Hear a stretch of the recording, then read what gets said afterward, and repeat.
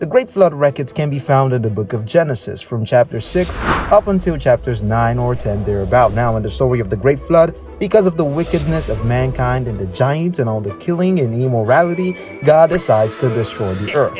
Now, if you know anything about the God of the Bible, you know that he can be quite strict at times, but ultimately, he is kind and merciful. So it begs the question, how disgusting was the earth at that time for God to get up one day and just go, nope, no way, this is way too much, and just destroy the whole thing? Not a city, not a nation, but all of creation. One can only guess. So, back to the main topic. God decides to destroy the earth because it's just plain evil, and he does this through a flood, a great flood, where subterranean vessels of water burst open from inside the earth, and it rains heavily on the earth for days.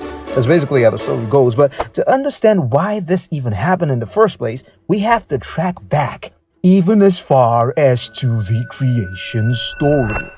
At the start of creation, after God creates the heavens and the earth, we see that Adam and Eve, the two entities that God made governors over the earth, were tempted by the devil and rebelled against God, just like the devil did. And because of this action, mankind has their eyes opened, but not really open, as they basically just lose their identity of divinity that they initially had. Now, because they're open against the command of God, they enter into this state of perpetual rebellion against God. God sends them out of the capital of creation at that point, which is the Garden of Eden, and now they have to live their lives disconnected from their true nature, which is the divine godlike nature they had before sin. And so, mankind keeps falling into new levels of wickedness and evil. Now, to make matters worse, angels add to that wickedness.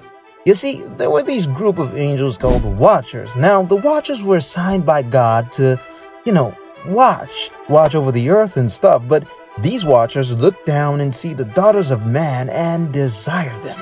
Shocking, right? Yeah, even angels can feel stuff. So the angels then go down to earth and take human women as wives. Some non-canonical Bible-related books mention these Watchers, their names, and the pact they made when they left heaven. But that's not where we're headed today. Now, these women give birth to giants, also called the Nephilim. Yeah, don't worry, we're still talking about the Great Flood, and mind you, all of this actually happened. The Nephilim were a crossbreed of humans and angels. There are many theories about the Nephilim. Some say they might have had superpowers, like spirit powers. Others say they were just regular tall guys, mighty warriors, like 8, 9, 10 feet tall. Others claim they could grow a bit larger, like 30, 40 tall type of large.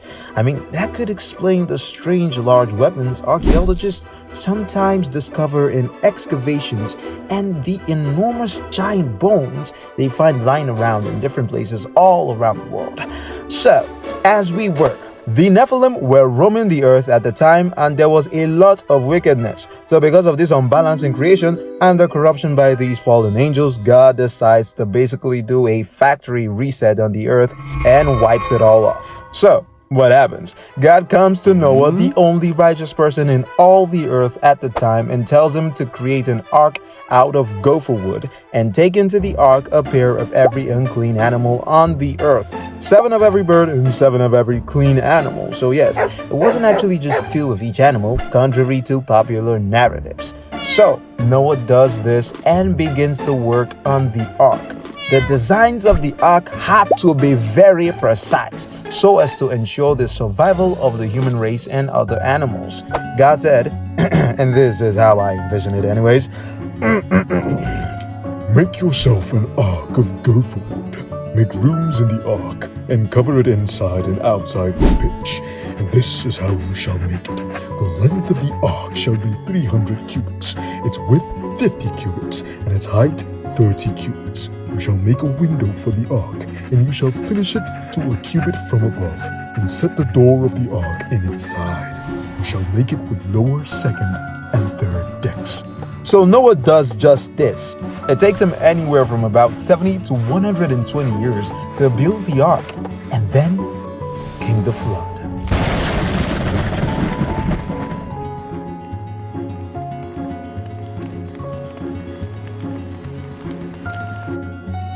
Noah, his wife, his sons, and their wives all go into the ark, and the Bible records that God himself shut them in. So no, we didn't have fallen rock angels fighting against an army of men as a certain movie industry may have depicted. The entire ordeal of the flood lasted 371 days, enough to drown everything outside the ark. The ark came to rest on the 17th day of the 7th month on the mountains of Ararat. Now, about this, an American archaeologist named Ron White actually claimed to have found the resting place of the Ark in Turkey with substantial evidence, mind you, but there was a lot of conspiracy and drama behind that story. I might not even be allowed to talk about it on YouTube, but that's a story for another day. You can look up Ron Wyatt if you're interested in that topic. To find out if they could dock, Noah sends out a raven first and then a dove, which then returns with an olive branch. Noah was 601 years old when the ark finally settled, and so the world started again, this time with the family of Noah. God establishes his covenant not to destroy the earth again with floods. He uses a rainbow as his symbol. And there you have it, folks. So yeah, the Great Flood, a group of humans were stuck in a giant boat with animals for over 300 days. There's a lot more to the story, but this is all we're gonna cover for today. We're hoping to create more godly content like this. If by some chance you're watching this video and you're not born again or haven't taken Jesus seriously yet, you are missing out. If you're willing to do so, I want you to know there is a completely separate reality beyond what we just see in the physical, and God wants you to be a part of that story. And it's coming to an end really soon, guys. So say the simple prayer with me. Jesus, I'm curious about you. Show me a sign that this is all real and that you are the Son of God, and I will believe. It's simple, but pretty powerful. And I'll leave the rest to the big G. So thank you so much for watching. To support us, please follow us on Facebook and Instagram and TikTok at Messages of Moses. What was your favorite part about this historical moment? What was your favorite part about this video? Make sure to like, share, and subscribe. This is Moses, signing out.